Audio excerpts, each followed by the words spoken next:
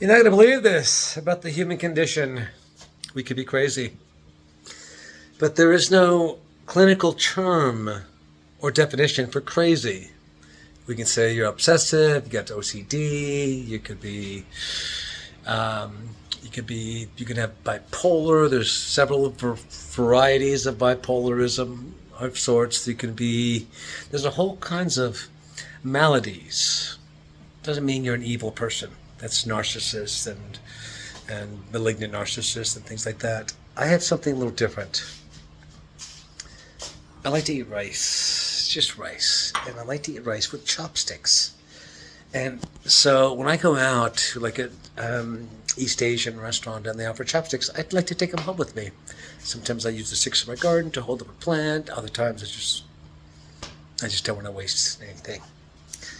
And I have these chopsticks, and they have some different shapes and sizes. But even though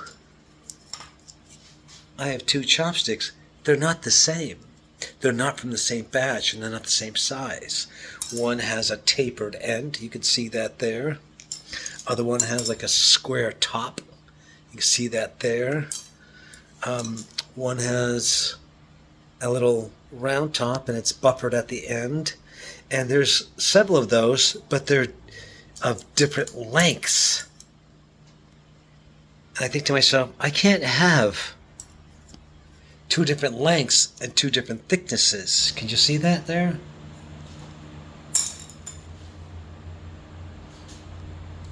I'm aware that I have some weird relationship with chopsticks. That when I eat things like rice and I'm using chopsticks, I have to have the same pair.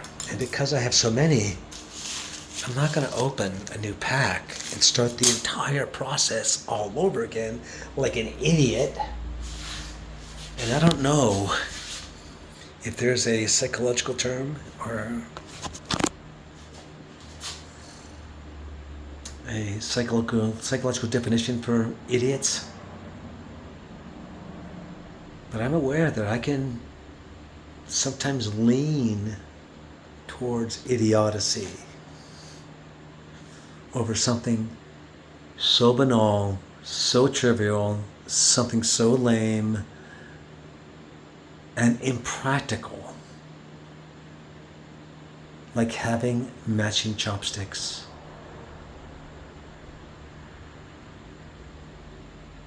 It's a condition. Part of the human condition. We can go crazy.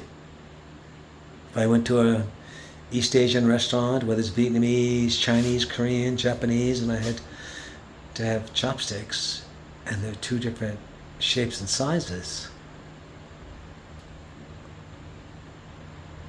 I might be uncomfortable and triggered.